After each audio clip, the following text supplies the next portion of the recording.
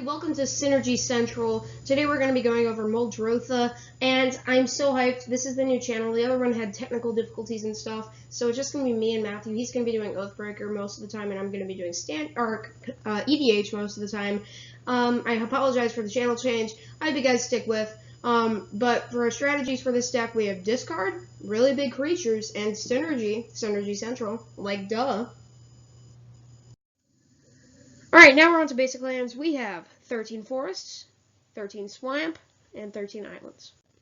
Of course, with everything on this channel, we have to start with our mana base. So we have Tranquil Thicket, Barren Moor, and Lonely Sandbar. These all tap to add one of the commander's color identity, but they do enter tap, but they have cycling, which is pretty good if you're running low on mana.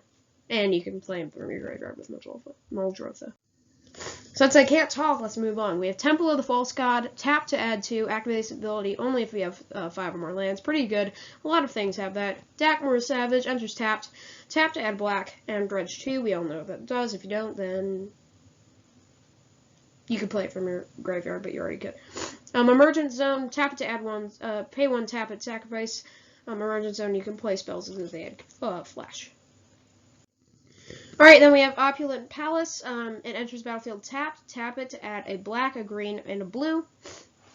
Sorry, you can't play 3.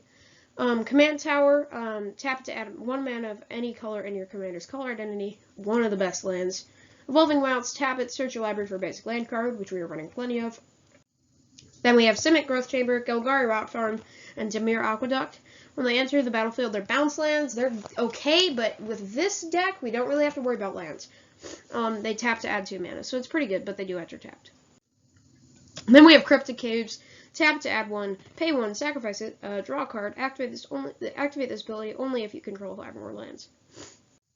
Alright, now we're on to our creatures. We have Plague Crafter, 3/3/2. When it enters the battlefield, each player sacrifices a creature or planeswalker. Each player who can't discards a card. Then we have Spore Frog, sacrifice it, prevent all combat damage that will be dealt this turn. Really good because then we can just play it back after and keep on sacrificing it. Shriekmaw, fear, this creature can't be blocked except by artifact creatures and or black creatures. When Shriekmaw enters the battlefield, destroy target non-artifact and non-black creature, and then evoke 2. Then we have Caustic Caterpillar, 1, pay 2 to sacrifice it and destroy target artifact or enchantment. Muldrifter enters the battlefield, draw 2 cards, evoke 3. And then Secure Tribe Elder, sacrifice it, search your library for a basic land card, and put it on the battlefield tapped. Next up, we have Eternal Witness. When it enters the battlefield, you may return target card from your graveyard to your hand. Sidisi Blood Tyrant. When it enters the battlefield or attacks, put the top 3 cards of your library into your graveyard. It's like this was made from Muldrotha. Whenever 1 or more creature cards are put into your graveyard from your library, put a 2/2 black zombie creature token onto the battlefield. It's 4 for 3/3, pretty solid. Then we have Underrealm Lich, pretty solid card, 5 for 4/3. But if you would draw a card, instead look at the top 3 cards of your library, then put 1 into your hand and the rest in your graveyard. Pay 4 life, it gains indestructible another turn, and you have to tap it. So you could, like, if it's about to die, just pay 4 life and give it indestructible. Now we have Siren Storm Tamer.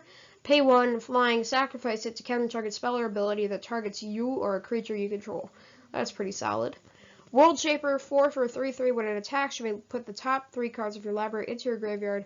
When it dies, put all land cards from your graveyard onto the battlefield tapped. Tatiova, Benefic Druid, 5 for 3/3. Whenever a land enters the battlefield under your control, you gain 1 life and draw a card. This is OP with Yurok, and it's probably more OP with Muldrotha. Then we have Hostage Taker. When it enters the battlefield, exile target artifact or creature until Hostage Taker leaves the battlefield. You may cast that card for as long as it remains exiled, and you may spend mana as though it were mana of any type to cast that spell. 4 are 2 and a red, or 2 and a blue and a black. 2/3, pretty solid.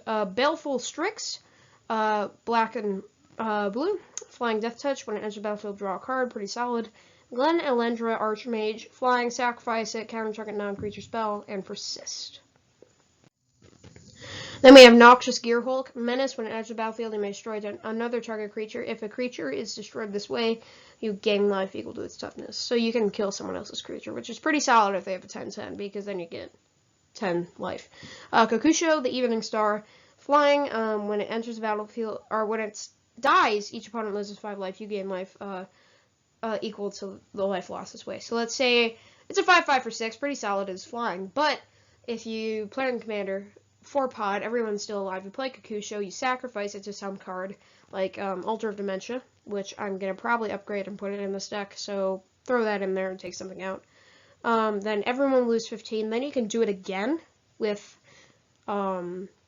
what's his name, other guy, and just keep on doing it if you find a way to get infinite mana in this deck, because then you just drain everybody of all their life and you gain like infinite. We have Jared, Golgari Lichlord. It's 4 for a 2/2, but it gets 1+1/+1 for each creature card in your graveyard, which always happens in this deck. Pay 3, sacrifice another creature. Each opponent loses life equal to the sacrifice's creature's power. And sacrifice a swamp and a forest. Return Jared from your graveyard to your hand. He's really OP.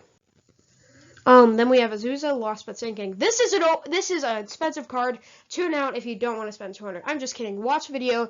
You could probably replace Azusa, Lost But Sinking. You may play 2 additional lands on each of your turns. This is to combo with Muldrotha, so we can just keep on playing lands from our graveyard. Avenger's Zendikar. This is just to pump out lands. We all know what he does.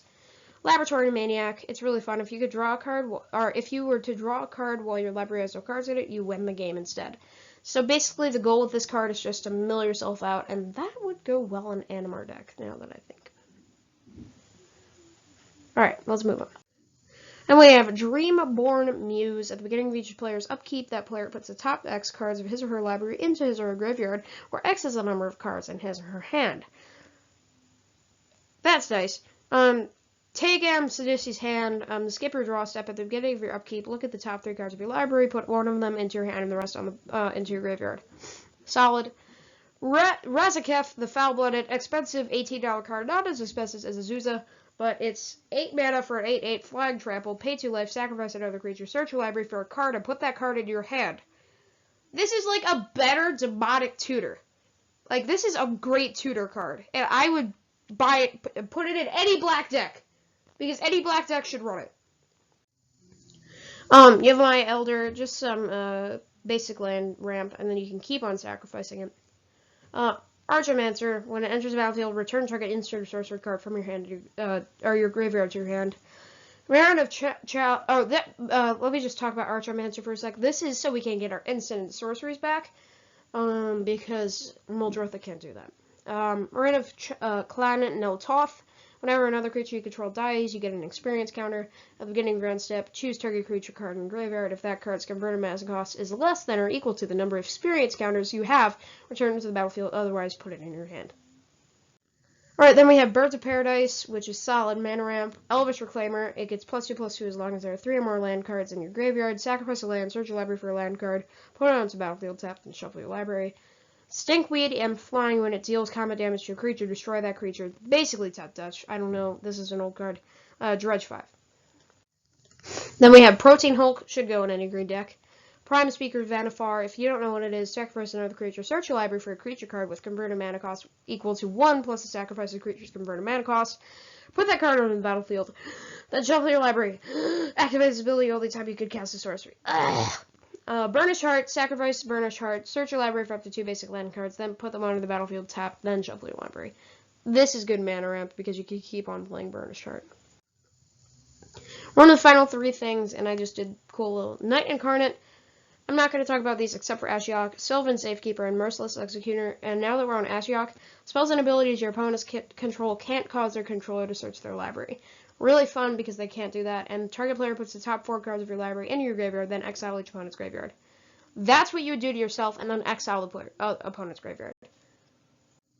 Then we're on to our spells. We have Counterspell, pretty nice, counter target spell. You could replace that with anything if you don't want to buy it. Cyclonic Rift, return target non-land permanent you control to its owner's hand, and then you can overload it. Pay a total of 9 to return everything. Factor Fiction, reveal the top 5 cards of your library, and opponent separates these cards into 2 piles. Put one pile in your hand and the other into your graveyard. Then we have Putrefy, destroy target artifact or creature, it can't be regenerated. Entomb, search your library for a card, put that card in your graveyard, then shuffle your library. So then you can just play with Muldrotha, which is better than most tutors. Crop rotation. At the time you play crop rotation, sacrifice a land, search your library for a land card, and put that card into play. Shuffle your library afterward. Basically, if you have a basic land or a land that's tapped and you have to untap it with life, then get rid of it, get a better tap land, get a better bounce land or something, and do that. Then we have Beast Within, Assassin's Trophy, Grizzly Savage. I'm going to talk about Beast Within. Destroy target permanent and controller becomes a 3/3 beast token. Bye-bye 10 cents. Assassin's Trophy, destroy target permanent and opponent controls. Its controller may search the library for a basic land card, put it onto the battlefield, and shuffle their library.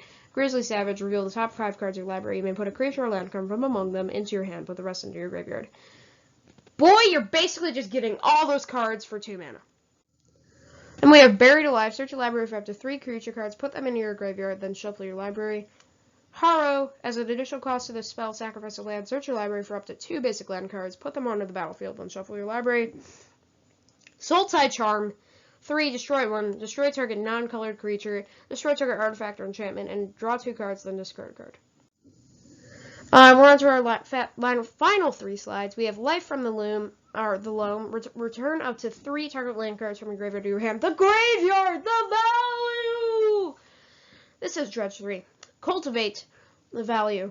Villainous Wealth. Target opponent exiles the top X cards of his or her library. You may cast any number of non-land cards with converted mana cost X or less from among them without paying their mana cost. Oh, you can't do it to yourself. I'm like, if you could, that would be OP. Gerard's Orders. Search your library for up to 2 creature cards and reveal them. Put them put one into your hand and the other in your graveyard, then shuffle your library. Again, you're getting both. Demonic Tutor should go in any deck. I don't think it's the pricey one, or it may be the pricey one. Search your library for a card, put that card in your hand, then shuffle your library. Kodana's Reach. Search your library for up to 2 basic land cards, reveal those cards, and put them onto the battlefield tapped, and then the other in your hand, then shuffle your library. And we have Toxic Deluge. As an initial cost of Toxic Deluge, pay X life. All creatures get -X until end of turn. That's really good if you have like 70 health and you want to get rid of 40 of it. So like, boy! All creatures get -40. Windfall. Each player discards his or her hand, then draws cards equal to the greatest number of cards a player discarded this way. Splendid Reclamation. Return all cards from your graveyard to the battlefield tapped. Oh, baby! Alrighty then, guys. The final cards for our deck are Final Parting, 5. Search your library for up to 2 cards. Put one into your hand and the other into your graveyard, then shuffle your library. This is a really good synergy card. And then we have Living Death, pay 5. Each player exiles all creatures from his or her graveyard, then sacrifices all creatures he or her controls. Then put all cards he or she exiled this way onto the battlefield. This is a great game changer card that, let's say, if you have a bunch of big creatures that you want to cheat out for free, then this is the way to do it. But yeah, guys, that's it. I hope you guys are fine with the channel change. I know it was some stuff happened, but I hope you guys will enjoy. I hope you guys will stick with. This is the Synergy Central. Tristan, your co-host, other than Matthew, and I will be signing out. As I said, Tristan, your co-host, signing out.